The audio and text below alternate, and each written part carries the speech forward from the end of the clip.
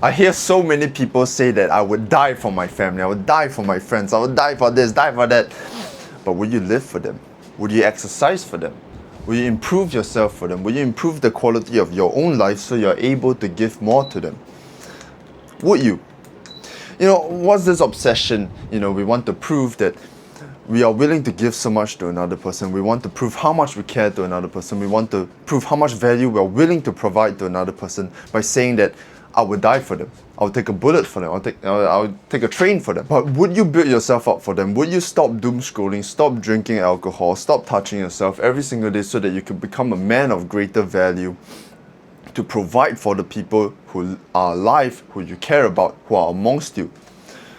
What's this obsession with dying for them instead of living for them, instead of becoming somebody of extreme value so you can pave their way for them, so you can protect them, so you can have so much resources that they'll be safe, they'll be having a much higher quality of life because they know you. You know why? You would prefer to die for them. You know why? Because it's easier.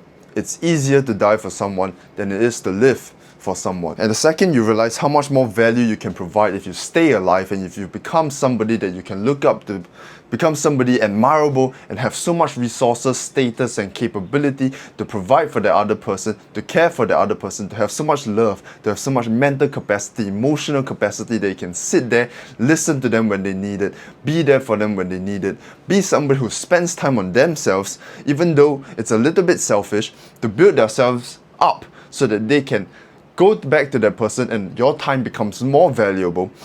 Be someone whose presence brings another person more quality of life, positive feedback from life. It is much easier to die for somebody than it is to live for somebody, because you have to live through all those little moments of sacrifice where you pour time into yourself to develop yourself in order to live a higher quality of life, in order to get more from life so that you can give more. So if you're so willing, if you care so much about someone, if you care so much about the people who've cared for you, if you want to give back so badly, if you know that this person is somebody who has changed your life, helped you so much, and you're so grateful for them, so indebted to them, whether it's your family, your friends, your significant other, then why don't you become somebody of so much status, of so much power and so much capability and competence and good character that you can give back so much, that you can spread so much love to the world immediately around you, whereby you kind of given back to this cosmic reality that has given you life, that has given you love and support and care. And of course, there are plenty of monsters in the world, there are plenty of bad people. You've been through so many terrible things, you've been through so much random pressures, so much asshole people. You've seen all these things, but yet there's something still so beautiful that you're willing to die for. And if you're able to find that thing and think of it as, I'm willing to live for this, I'm willing to do well because of this, I'm willing to give my best because I have this little bit of faith and hope and love that I get from the world around me, I'm going to pour everything I have to live hard, to be somebody who is capable, who's competent, who has the resources, who has the ability and the willingness to give back, to serve, to love. Why don't you just do that instead of promising, I'm going to die for that person? Because it's so much harder, and this is something we all can do. Even in the littlest ways, whether we find it to be superficial, gay or retarded or not, improving our looks, improving our status, our money, solves that scarcity within us that allows us to give more. Because a lot of us walk around, we see all these different things that other people have, and we start to build up this scarcity within ourselves. And of course, the root of the problem is to, maybe compare less, maybe be less on social media, so you're not always pitted against other people in terms of, what they have versus what you have. And of course, that is kind of the root problem to it and the root cause. And we could definitely dial down on that, but we could also definitely be better. We could also definitely be more, have more, so we can give more. And a lot of us have this huge amount of scarcity, right? We have this secret need that we keep to ourselves. We want to attract more women. We want to have all those needs, kind of taken care of. We don't want to obsess over attracting girls. We don't want to obsess over making money. We don't want to obsess over being respected or not, or whether we are admired or not, or whether our friends like us or not. We don't want to care about all of that. So why don't we solve these needs and scarcities by becoming somebody of more value, so that we get better positive feedback from the world?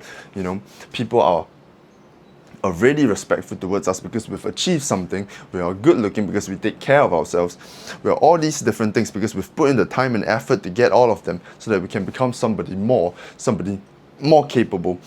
And those things might sound superficial, but it's those things that help you take care of your needs so that you can use that cleared up mental capacity from obsessing over your needs and wants to just start giving and loving because you've put yourself in a position where you are able to, since your scarcity has been absolved. Before you complain about the world, before you go around thinking you're valiant because you're willing to die for somebody, even though you only say that and you don't even know if when it comes down to it you are actually going to do it or not.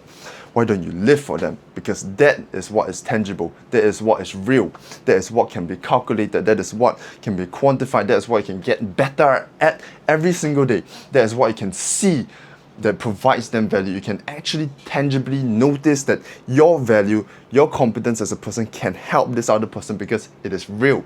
Because with these little metrics in life, right, this little competence metrics that you have, because you are strong, capable, strong-willed, you have resources, money, whatever it is, you have competence in a certain area, you're able to teach somebody something, you're able to be there for somebody because you have that character of strength that you've built up, you're able to spread the message because you're honest, because your character is good at putting words together, you're good at thinking critically, you're good at being empathetic because you've developed yourself. And when you've developed yourself, you can provide so much value to other people, and every metric is going to be absolutely fucking amazing. So once again, I'll say it, instead of saying out loud that you're going to die for somebody without ever having the chance to prove it, unless it actually happens, then you wouldn't be watching this video because you already did, which, all glory to you, that's fucking amazing.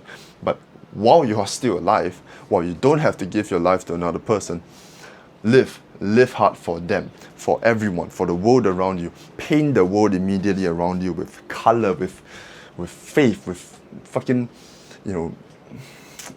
I don't know what that is, like that lust for life, that excitement.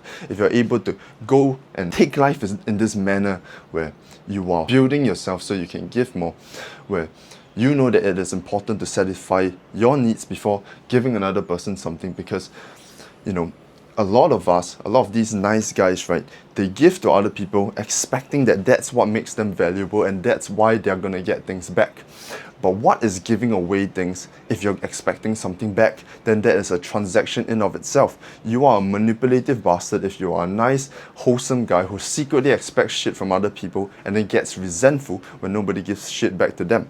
So instead of being that slimy little weirdo, put yourself out there, get better at everything you wish to get better at, take initiative, show interest, put yourself into social situations so you're less socially anxious all the fucking time, become more competent and more confident by putting yourself into the gutter, throwing yourself into the fire, getting better and better, until you are somebody who's so competent and capable, you have all your needs fulfilled, you're attractive to girls because you put in that work into yourself and got more attractive, learn how to speak, learn how to articulate your thoughts, learn how to connect with people.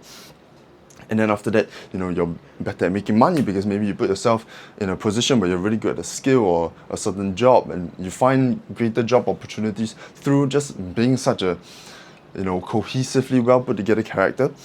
You just do all these things. You invest in yourself instead of complaining about the world. It's just something that's gonna be absolutely beautiful for you. Now, I'm absolutely nobody. I'm a 20-year-old kid. I'm a 22-year-old guy. I just turned 22. Like maybe a month or two ago. But it is important that we see the world in this way. We see the world as progressive because all of us are internally progressive people. We always have to be moving forward.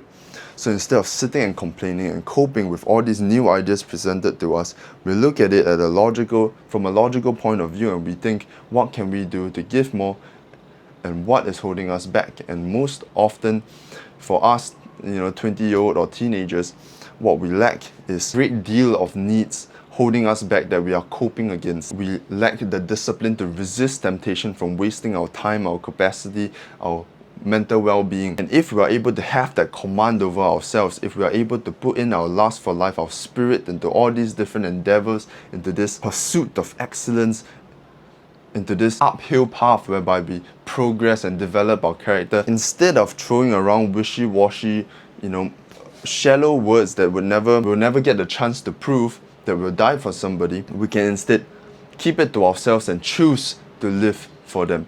choose to live for ourselves and the people around us. Choose to live for love, for the potential hope of relationships and connections and beauty in the world. There has to be some weight to our words, and there is no weight in our words if there is no action. So we take action, we get better, and spread the love, spread the beauty, because we're just amazing, right? And so is everybody. But we're amazing. Alright, I'll see you. Love you. 这边读。